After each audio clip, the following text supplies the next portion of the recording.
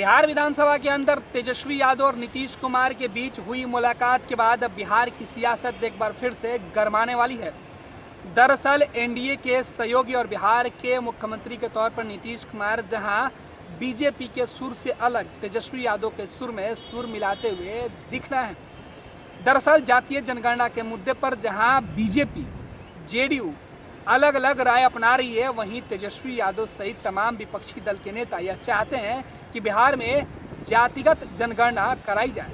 इसके लिए तेजस्वी यादव ने बिहार के मुख्यमंत्री नीतीश कुमार को 2 सुझाव दिए। नीतीश कुमार के चैम्बर में तेजस्वी यादव विपक्षी दलों के नेताओं के साथ पहुंचे थे। मुलाकात हुई और इस मुलाकात के बाद तेजस्वी यादव काफ़ी गदगद दिखे।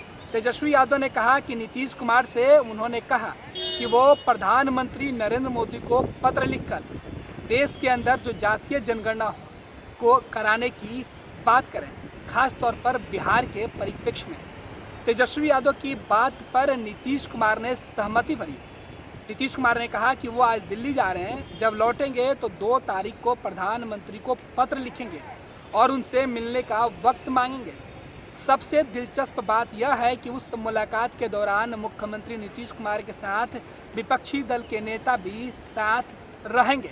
इस बात की अंदेशा तेजस्वी यादव ने कहा है कि वो मुख्यमंत्री से इस बात के लिए भी अपील किए हैं कि वो जब प्रधानमंत्री से मिलने जाएं तो विपक्षी दलों के नेताओं को भी साथ ले जाएं। अगर प्रधानमंत्री इनकी बात नहीं मानते हैं, जातीय जनगणना नहीं कराते हैं बिहार के अंदर, तब कर्नाटक का उदाहरण देते हुए तेजस्वी यादव ने कहा कि जिस तरीके से कर्नाटक सरकार ने अपने राज्य में इसे लागू किया है, उसी प्रकार बिहार सरकार चाहे तो इसे लागू कर सकती है। दरअसल नीतीश कुमार पहले से ही जातीय जनगणना के पक्ष में हैं। बिहार विधानसभा में सभी दलों ने इस पर अपनी सहमति बनाई थी, लेकिन अब बीजेपी का कहना है कि जातिगत जनगणना कराने से जो मनमुटाव वो बढ़ेगा। हालांकि जेडीयू के जो नेता हैं वो इस पर अलग अलग बयान दे रहे हैं। हालांकि मुख्यमंत्री नीतीश कुमार ने सीधे तौर पे कहा कि वो इसके पक्षधर हैं। वो चाहते हैं कि बिहार के अंदर जातिगत जनगणना कराई जाए। ऐसे में कर्नाटक के अंदर किस प्रकार से इसे लागू किया गया है, इसमें लीगल प्रोसेस क्या है, उन तमाम चीज़ों को दिखवाया जाएगा। तेजस्वी यादव के सामने ही मुख्यमंत्री नीतीश कुमार ने अपने अधिकारियों को आदेश दिया कि कर्नाटक में किस तरीके से इस को लागू किया गया है, यानी कर्नाटक के अंदर जातिगत जनगणना कैसे कराई गई है, इसके लीगल पहलू को देखा जाए। कागजात मंगाए गए हैं।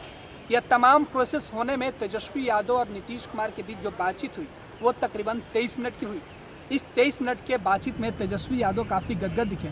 उनका कहना है कि नीतीश कुमार से हमने कहा कि अब बात कहने की नहीं, बल्कि अब बात साथ में मिलकर लड़ने की है, बात साथ में चलकर मनवाने की है।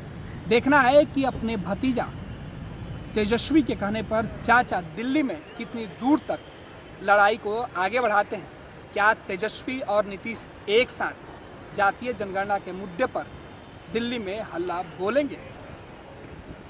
जब बात हुई तो मुख्यमंत्री जी ने कहा कि हम इसके पक्षधर हैं और आज उनको दिल्ली जाना है। दिल्ली से लौटेंगे तो वो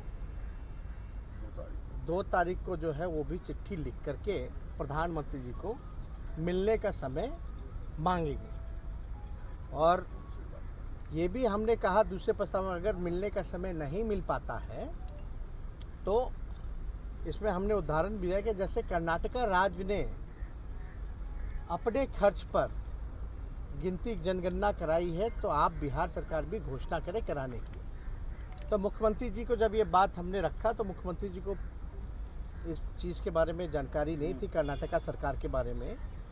तो उन्होंने हमारे बयान पर जो है वो कागज़ वगैरह डॉक्यूमेंट मंगाया कि कैसे गिनती हुई है।